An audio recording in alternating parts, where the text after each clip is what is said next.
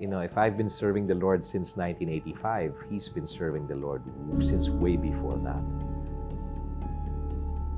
But there was never a time that I spoke to him where he didn't keep his eyes on me when I would talk.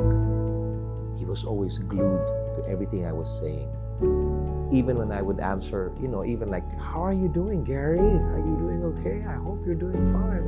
And I said, I'm doing okay. We just flew in from Manila, and he's like glued to what you're saying.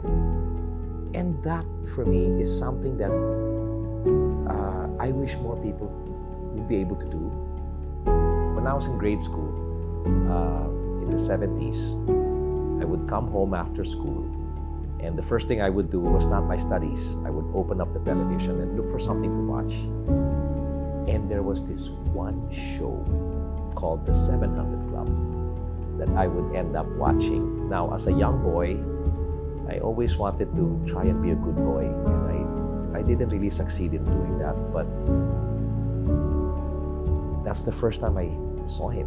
That's the first time I was drawn, not to the man, but to the man that he praised and worshipped.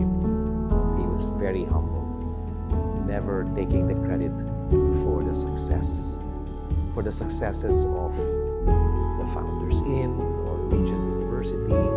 He was proud of it, you could sense it, but he was humble and always giving glory to Jesus. And that is something that I am going to do until this heartbeat no longer can take being on stage. If there's one example that I've learned from him, it's humility.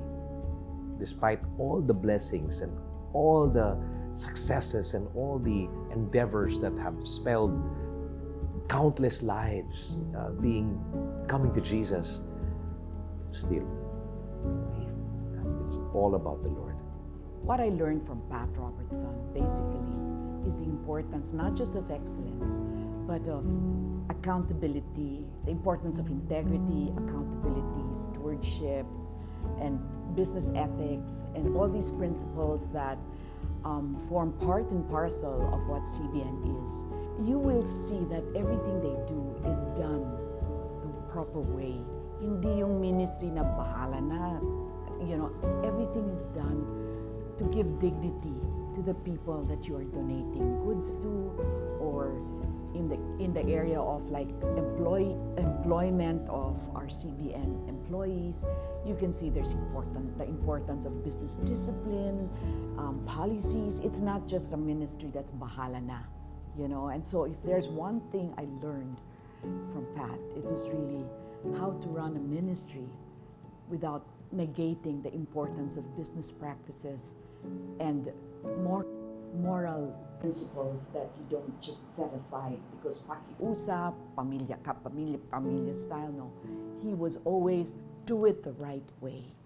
And we all make mistakes and all that, but when you have a mentor like Pat Robertson, you can't go wrong.